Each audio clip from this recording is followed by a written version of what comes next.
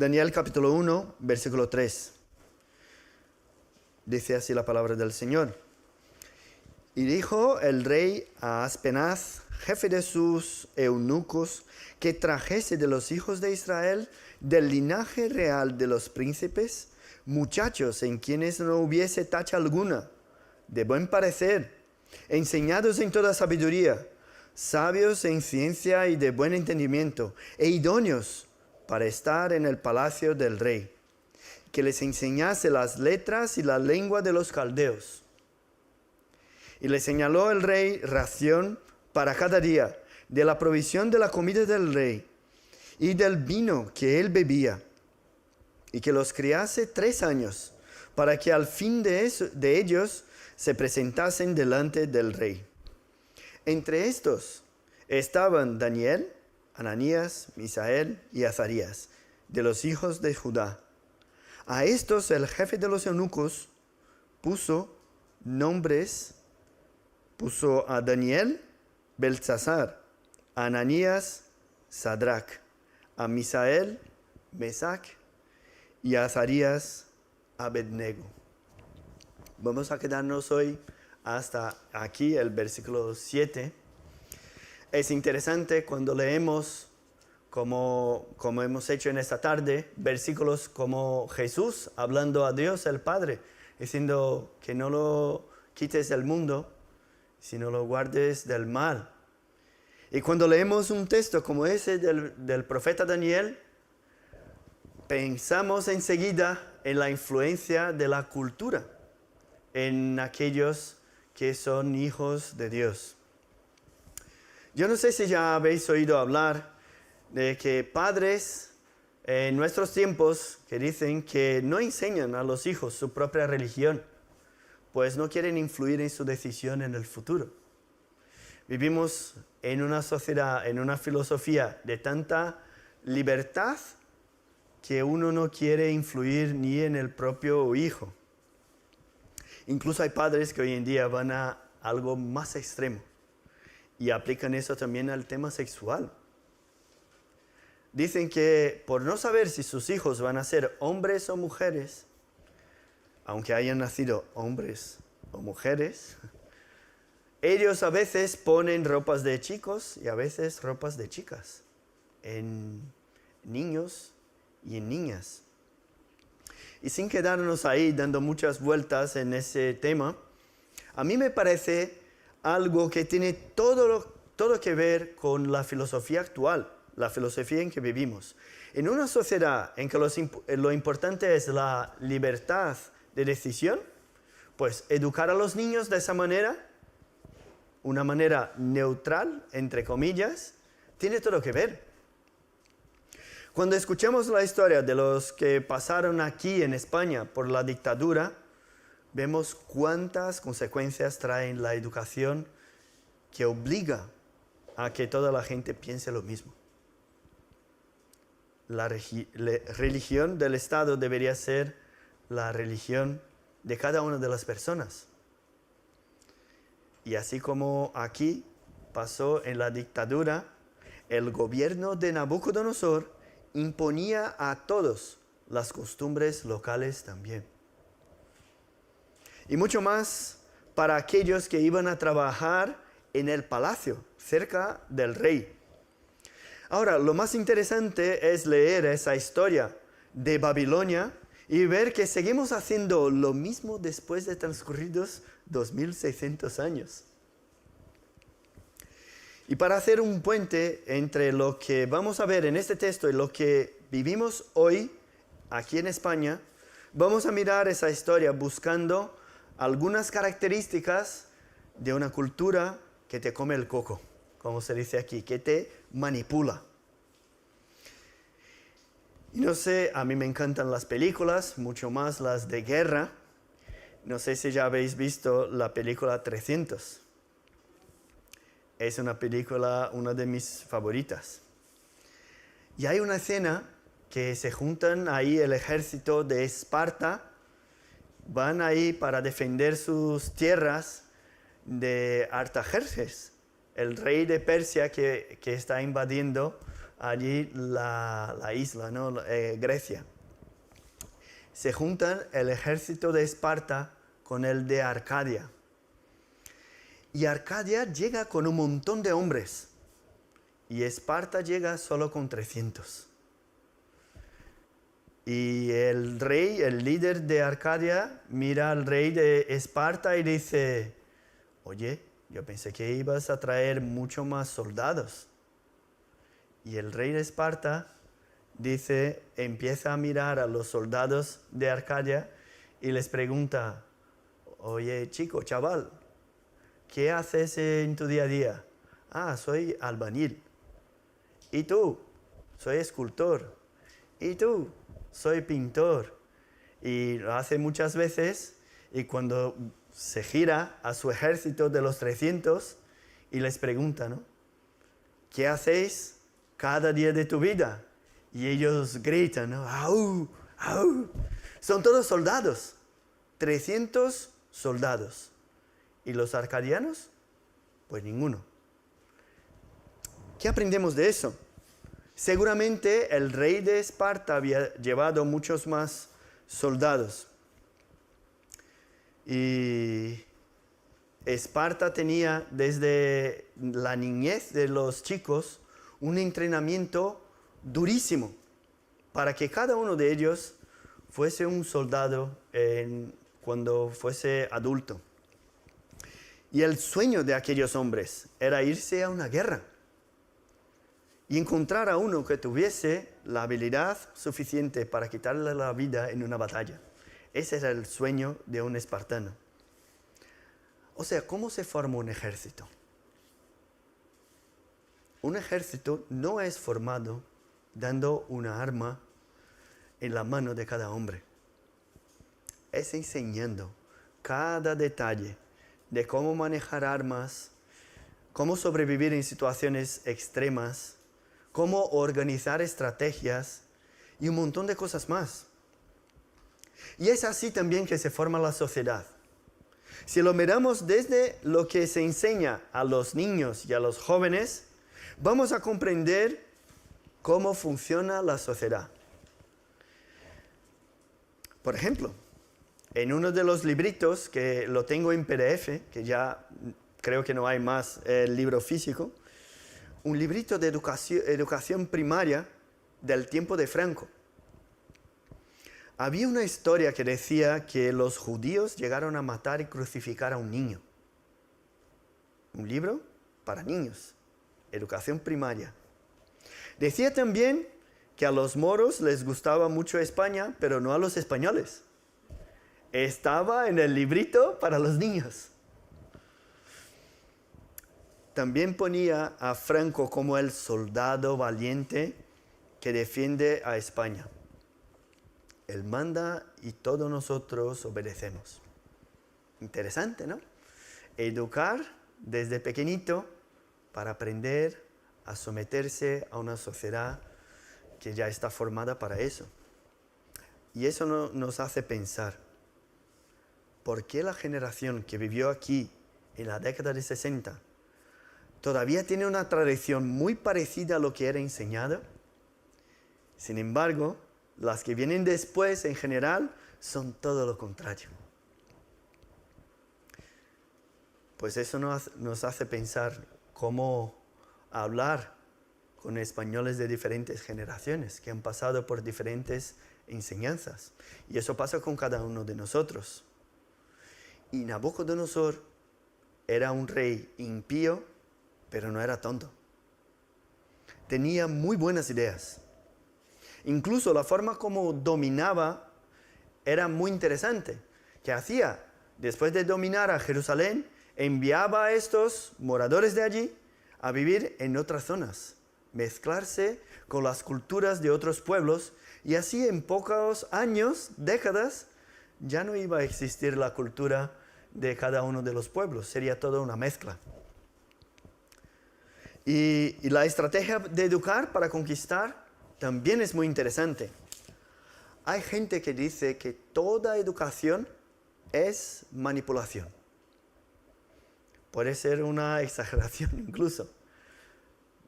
pero cada enseñanza tiene por detrás su propia creencia. No hay una enseñanza neutral. Siempre hay creencias por detrás de lo que se enseña. Uno que enseña que cada uno tiene la libertad de decidir su sexo, si va a ser chico o chica, no es una enseñanza que no quiere influir en la gente y por eso la deja libre. Eso es un engaño si lo pensamos así. Esa clase de educación sexual tiene por detrás la filosofía de nuestro tiempo. O sea, una filosofía en que todo es relativo. Cada uno tiene su propia verdad. Y que conociendo a su propia verdad, que es solamente tuya, eso te hará libre, te hará feliz. Entonces, ¿qué vemos las personas haciendo? Pues buscando a sus propios deseos, su propia voluntad, y caen en el engaño de la filosofía de nuestros tiempos. Y Nabucodonosor, pues tenía también su propia filosofía, su propia ciencia también. Y para conquistar, lo que hacía es enseñarles a los mejores del pueblo conquistado. Dice el texto allí que él ordenó al jefe de los eunucos que trajese muchachos, jóvenes, entre los hijos de Israel, del pueblo conquistado. Pero no valía cualquiera, sino chavales con características específicas. Las características son esas que encontramos aquí. Tenían que ser chavales del linaje real de los príncipes, que no hubiese tacha alguna, de buen parecer, enseñados en toda sabiduría, sabios de ciencia y de buen entendimiento. Y dice también, idóneos para estar en el palacio. ¿Cuántas características? Él no quería cualquiera. El rey quería lo mejor de los mejores para que estuvieran allí con él y para desarrollar todavía más la ciencia de su reino. Ellos tenían que aprender la lengua de los caldeos y así comunicarse perfectamente con el pueblo y claro también con el rey que estaba allí. Y aquí hay una información, solo un paréntesis que nos llama la atención también. Aspenaz era el jefe de los eunucos. Y en aquel entonces era algo común tener a los siervos del palacio mutilados, o sea, castrados, para que pudiesen convivir dentro del palacio. No sabemos si Daniel y sus amigos pasaron por esa mutilación. Pues aquí no tenemos esa información. Incluso en aquel entonces era común llamar jefe de los eunucos a los jefes de los siervos de una manera general. Entonces no tenemos tanta información sobre si eran todos eunucos o no. Cierro el paréntesis. Lo que sí sabemos es que ellos pasarían por una enseñanza de 3 años antes que se presentasen delante del rey. Ahora, al escuchar eso, ¿te das cuenta de que la ciencia no es un conocimiento vacío de creencias? Es que a veces cuando pensamos que hablamos de la fe, de religión, de iglesia, es que estamos hablando de creencias. Pero eso no es verdad. Cada día que nuestros hijos o nietos, ¿no?, van al cole,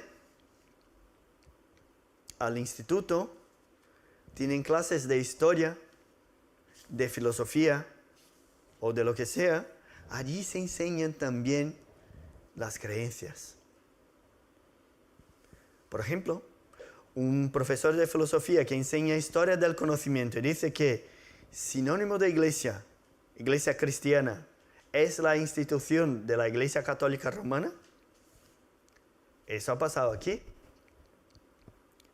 Como que para ser cristiano uno tiene que ser católico romano.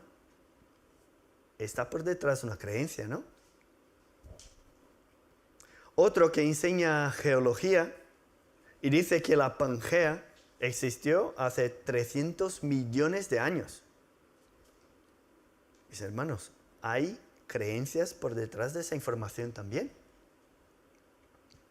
Ahora os pregunto, ¿cómo hacer que toda una nación cristiana tenga más énfasis en lo que dicen las escrituras, o las tradiciones, digo, que las propias escrituras? ¿Cómo hacer para ver a cristianos que no conocen a Cristo, sino conocen las tradiciones? Es muy fácil. Es solo mantener a la gente alejada de lo que enseña la Biblia. También buenas estrategias, vincular cada pueblo a su santa, y así cada uno tiene algo más cercano a que aferrarse. Cada fiesta de estos pueblos pequeñitos están vinculadas a santos, a tradiciones. Pues, y así se enseña tradiciones y aleja a la gente de lo que enseña la palabra de Dios. Hay un libro muy interesante que escribió un inglés. Él era representante comercial, vendía libros. Y salió y vino a España en el siglo XIX para vender sus Biblias aquí. Y él tiene como un diario, lo tengo en PDF también, que ya no existe más. Un diario que cuenta sus experiencias aquí en España intentando vender Biblias. En su diario pone que al ofrecer Biblias la gente creía que el contenido de la Biblia eran cánticos de María. Siglo XIX. Otros decían que eran palabras del Papa que estaban en las Escrituras. Y él registra en su diario su dificultad en venderlas aquí en España fue que la gente no sabía de lo que trataba. ¿Cómo van a comprar un libro que no tienen ni idea de lo que es? No tenían conocimiento del contenido de las Escrituras. ¿Y por qué nosotros, los reformados, nos aferramos tanto al conocimiento de la palabra de Dios? Porque es el conocimiento de la palabra que nos hace libres, totalmente libres. Libres de la influencia de instituciones, libres de ideas de hombres, libres de los deseos mundanos, libres de la condenación por nuestros pecados. Dice la palabra que la fe es por el oír, y el oír por la palabra de Dios. Mis hermanos, la educación de nuestros hijos y nietos tiene que basarse en las Escrituras. No podemos caer en el engaño de creer que la ciencia es un conocimiento neutral, porque no lo es. Somos influidos por el medio en el cual vivimos. Y mucho de esa influencia viene por medio de la educación. Eso es lo que encontramos aquí en el texto de Daniel. Y no solamente la educación, sino que también las costumbres cambian nuestras creencias. Es lo que vemos ahí en el versículo 5. Dice allí, y le señaló el rey ración para cada día, de la provisión de la comida del rey y del vino que él bebía, y que los criase 3 años, para que al fin de ellos se presentasen delante del rey. El rey lo que quería con estos muchachos era un cambio completo. Estos ciudadanos judíos ahora tenían que transformarse en ciudadanos babilónicos. Claro, aparte de la educación, ofrecerles la comida y el vino del rey era una estrategia más para conquistar a estos muchachos. Cuando vamos a una boda, a una cena buenísima de una boda, o cenamos con gente muy importante en un restaurante que está muy bien. Ayer, ¿no? Como comimos de maravilla en un restaurante. qué placer tenemos, ¿no? En la presentación de los platos, en el olor, el sabor. Encontramos placer, disfrutamos. Entonces, presentarles la comida y la bebida del rey era también una manera de seducir a estos jóvenes. ¿Y no es exactamente lo que el mundo hace con nosotros? Muchas veces preferimos los placeres de este mundo que disfrutar de la palabra de Dios y su conocimiento. A veces, la iglesia se queda también pensando igual que el mundo. Y intentamos atraer a la gente por ofrecerles jamón gratis, ¿no? Un hermano decía, ¿quieres llenar a una iglesia? Pues pon allí un cartel, jamón gratis, y se llena la iglesia. Hay gente que piensa, ¿qué podemos hacer para atraer a los jóvenes? Paredes negras, muchas luces. ¿Qué podemos hacer para que los miembros de la iglesia puedan venir el domingo por la tarde, por ejemplo, igual que hoy? Y nos equivocamos, ¿no? Si pensamos atraer a la gente por placeres y diversión. Y os digo que es importante tener una rutina diferente de la que tiene el mundo. Y la iglesia tiene que moverse para eso. Pero vemos también que la enseñanza es la base para todo el cambio. Entonces, en conversaciones con amigos, hablando del tema de actividades con los jóvenes en la iglesia, vemos que si ellos no son enseñados en la palabra de Dios, si no tienen ese conocimiento, por mucho que nos esforcemos para traerles algo solamente divertido, no es suficiente para generar un cambio en el corazón. Ahora, la enseñanza unida al cambio de rutina es algo poderoso. Dice Jesús que todo aquel que está conectado a Él dará frutos. ¿Qué quiere decir eso? Si conocemos a Cristo, si estamos conectados a Él, tenemos cambios en nuestra rutina y seguramente daremos frutos. Porque mis actitudes reflejan lo que creo. Si cambio mis creencias, debo también cambiar mis actitudes. Y cuando Dios nos habla por medio de su palabra, pasamos por lo que llamamos la conversión, que quiere decir cambio de sentido. El apóstol Pablo dice que olvidando ciertamente lo que queda atrás y extendiéndome a lo que está delante, prosigo a la meta, al premio del supremo llamamiento de Dios en Cristo Jesús. Versículos así nos hacen comprender que creo y actúo.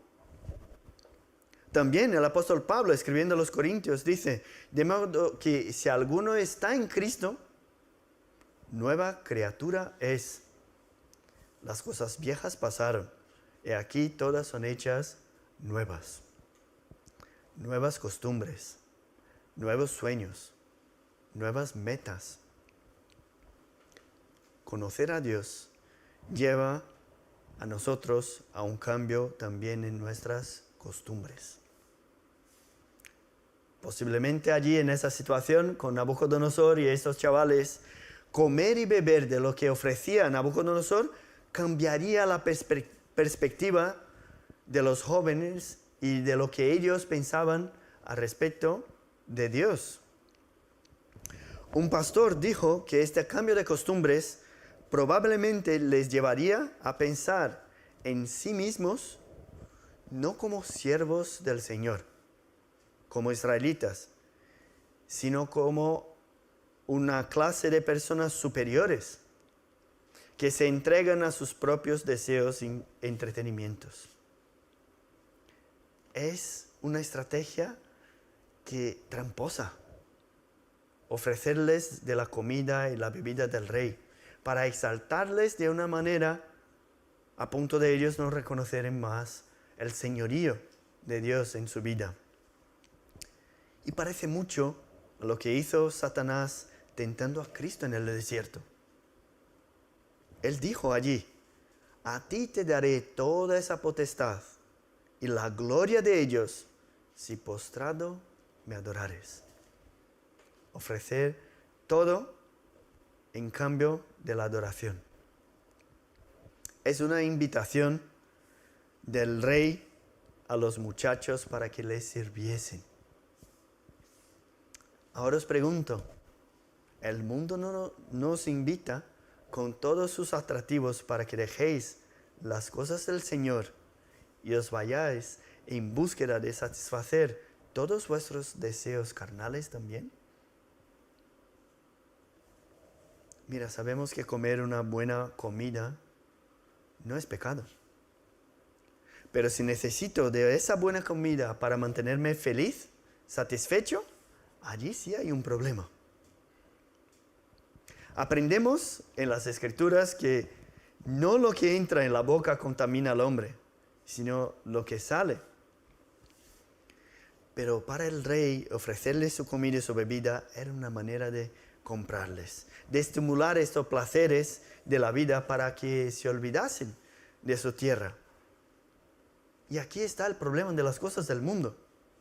Muchas veces nosotros recibimos las bendiciones del Señor y simplemente damos más atención a las bendiciones y no al propio Dios.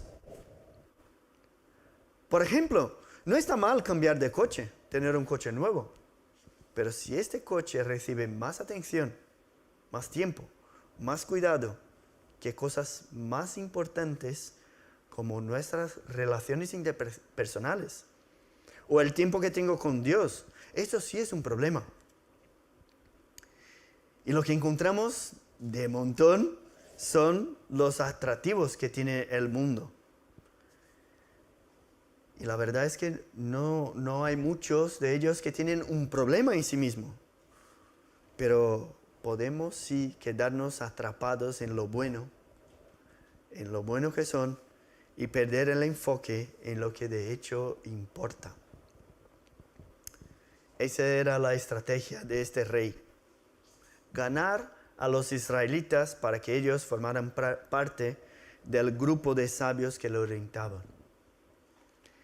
Y si estamos hablando de poder y del poder de Babilonia en enseñar su ciencia a los exilados y de engancharles con sus delicias, la última estrategia que encontramos aquí, que en realidad es el propósito final, es la meta de todo eso, es cambiar la identidad. Eso es lo que encontramos en los últimos versículos. Y hablando de identidad, es difícil, ¿no?, clasificar identidad en nuestros días, porque cada uno tiene su propia definición. Viendo una serie de maquiladores en Netflix, cada vez que aparece a uno allí, abajo viene como él se identifica. Entonces, ¿con quién se conecta?, por así decir. Es algo raro. Yo, la verdad que tardé un poquito para comprender qué ponía allí abajo. Viene así: él o ella, o él y ella en la misma persona, o no binario. Esa es la primera definición, la identidad. Y me imagino que hay más, ¿no? Y enseguida viene: conecta con él, conecta con ella, con él, con ella, o con ninguno. Y bueno, un montón de cosas así, ¿no? Tanta definición de una identidad, tantas diferencias, y somos tan individualistas que ya tenemos más de 30 géneros diferentes, porque ya no nos identificamos con los dos de toda la vida. Así que tenemos hoy un contexto cultural muy diferente de aquel entonces. Allí los judíos tenían sus costumbres, su lengua, su ciencia, su tradición, y los de Babilonia tenían también sus cosas. Ahora, su nombre era Daniel. ¿Qué quiere decir Daniel? Justicia de Dios. O Dios es mi juez. Y pasó a Beltsasar, que significa Bel, que es un dios babilónico. Entonces, que Bel proteja al rey. Un cambio completo, ¿no? Con ese cambio lo que querían era un cambio completo de su identidad. Y es así que el mundo sigue influyendo en nosotros. Recibimos influencias y enseñanzas por todas partes. En el colegio, en el instituto, en las películas, en los periódicos, en el trabajo, con los vecinos, dentro de nuestra propia familia. Los libros que leemos nos enseñan lo que cree el mundo. Convivimos con personas que tienen las costumbres del mundo. Somos juzgados por personas que son del mundo. Pero ¿sabéis cuál es el peor problema? El problema es que miramos hacia ese texto de Daniel y vemos lo que Babilonia quería hacer con Daniel y sus amigos. Aquí nos enteramos rápidamente, pero no nos damos cuenta de lo que nuestra sociedad está haciendo con nosotros. El modelo que tenemos de matrimonio, pues es el modelo que nos dice la sociedad y no las escrituras. El modelo del noviazgo que tienen nuestros jóvenes ya no están influidos por la palabra de Dios, sino por lo que dice el mundo. La manera como nos involucramos en la obra del Señor, desafortunadamente, es como dice la sociedad que debemos involucrarnos, no las escrituras. Mis hermanos, esperamos que nuestros hijos sean verdaderos hijos de Dios, pero no invertimos tiempo en su educación cristocéntrica. No aplicamos la disciplina bíblica en sus actitudes. Queremos que la identidad de Cristo sea formada en ellos. ¿Cómo puede ser eso? Seamos sinceros, mirando hacia el poder de las estrategias utilizadas por el mundo en que vivimos. ¿Cuáles son las creencias que tenemos nosotros, los que estamos aquí, que vienen de Babilonia, del mundo, y no de las escrituras? ¿Cuáles son las costumbres que tenemos que forman parte de la sociedad en que vivimos y no forman parte de la identidad que deberíamos tener en Cristo? El mundo tiene estrategias para moldear nuestra identidad. ¿Y la iglesia? ¿Qué podemos hacer para resistir a toda esa influencia? Mirando hacia todo lo que está alrededor y lo metido que estamos en todas estas costumbres, podemos pensar que ya hemos perdido la batalla. Pero debemos recordar que la oración de Jesús por sus discípulos, la que hemos leído en Juan 17, en esta tarde, Jesús no ora pidiendo que sus discípulos vivan fuera del contexto en que estaban. Dice Jesús, no ruego que los quites del mundo, sino que los guardes del mal. Jesús no solamente nos deja en el mundo, sino que nos envía al mundo para que seamos testigos de su gracia. Él nos recuerda, y es verdad, no somos del mundo. Nos hace ver que el mundo tiene sus enseñanzas, tiene sus placeres, pero el que tiene el Espíritu de Dios no vive en la carne, sino en el Espíritu. Porque el mundo sigue haciendo su trabajo de enseñarnos su ciencia, de darnos sus costumbres. de llenarnos de placer por todas partes. Y lo que quieren es que nos identifiquemos a ellos. ¿Cuál es el problema? El problema es que cuando no damos cuenta que lo que moldea nuestra identidad al final es el mundo y no el Evangelio. Estamos tan cegados que a veces no reconocemos.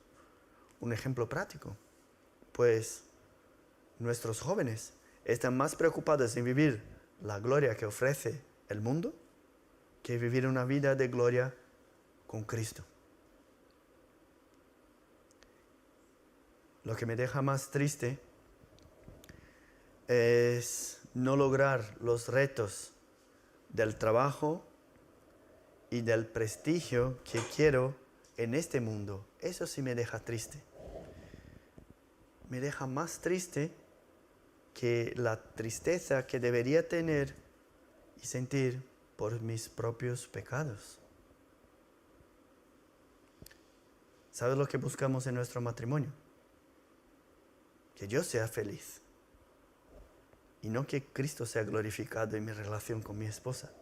¿Por qué? Porque eso es lo que dice el mundo. Tengo que buscar mi felicidad. Y no os estoy diciendo que al tener una identidad en Cristo vamos a tener una vida aburrida y sin ningún placer en este mundo. Hermanos, eso no es verdad. Es todo lo contrario. Cuanto más me acerco a la identidad de Cristo, más encuentro la verdadera felicidad. Aprender a estar contento en todas las situaciones no es algo que viene de una identidad mundana. Eso es lo que enseñan las Escrituras. Dios nos quiere dar la verdadera felicidad. El problema es que me miro al espejo y veo cuán identificado estoy con Babilonia. Veo que no sé si haría como estos chicos que conocemos la historia, ¿no? Veo que yo a lo mejor estaría de maravilla, viviendo en el palacio, comiendo de todo y bebiendo de lo que hay de mejor. Si te sientes así, más identificado con el mundo que con Cristo, hoy es tiempo de recordar que Cristo venció el mundo. Dice que en el mundo tendréis aflicción, pero confiad, yo he vencido al mundo. Mis hermanos, no podemos dejar que toda esa influencia del mundo nos forme nuestra identidad. Tenemos las Escrituras en nuestras manos. Tenemos la palabra de Dios para guiarnos. Tenemos a nuestro Salvador para que le miremos, para que Él sea el centro de nuestra vida. Ese texto nos enseña que el mundo va a seguir intentando cambiar nuestra identidad, cambiar lo que creemos y lo que hacemos. Pero la palabra de Dios nos fortalece. El Espíritu Santo nos da todo lo que necesitamos para vivir y reflejar a Cristo. Que esa palabra te traiga ánimo para evaluar tu propia vida delante del espejo y ver qué estás reflejando a Babilonia y qué deberías reflejar más a Cristo. Vamos a orar. Dios y Padre, reconocemos en nuestra vida nuestras debilidades. Reconocemos que muchas veces estamos cegados por la filosofía de nuestro mundo, por la educación. A veces creemos que porque todo mundo cree de una manera que tenemos que hacer igual. Muchas veces creemos que porque el mundo no te rinde adoración, que tampoco nosotros debemos hacerlo. Tantas veces educamos a nuestros hijos como el mundo dice que es lo mejor y no comprendemos cuál es tu voluntad para nuestra vida. Te pedimos, Padre, en esta tarde que tú nos abras los ojos para que podamos ver, reconocer en tu palabra este camino que debemos andar. Danos, Padre, la fuerza para hacerlo, porque si miramos hacia nosotros, reconocemos que nuestra carne es débil, que el bien que queremos hacer, no hacemos, y el mal que no queremos hacer, ese sí hacemos. Padre, reconocemos que somos miserables delante de ti, pero también reconocemos que todo el poder, toda la autoridad está en tus manos. Y tú puedes cambiar la vida de cada uno de nosotros para que seamos imagen y semejanza de ti, Padre. Queremos reflejarte aquí en la tierra. Queremos que tu gloria sea manifiesta en nuestra vida. Ayúdanos, Padre, a no influirnos tanto como solemos hacer con este mundo, con nuestra generación, sino que seamos sal y luz en este mundo de tinieblas. Bendícenos, Padre, bendice a cada una de las familias aquí, a nuestros hijos, nuestros nietos, aquellos que están cerca pero están tan lejos de ti. Te pedimos, Padre, que no seamos creyentes de asistir a iglesias, sino que seamos creyentes verdaderos, que buscan glorificarte en cada una de nuestras actitudes. Bendícenos, Padre, porque sin ti nada podemos hacer.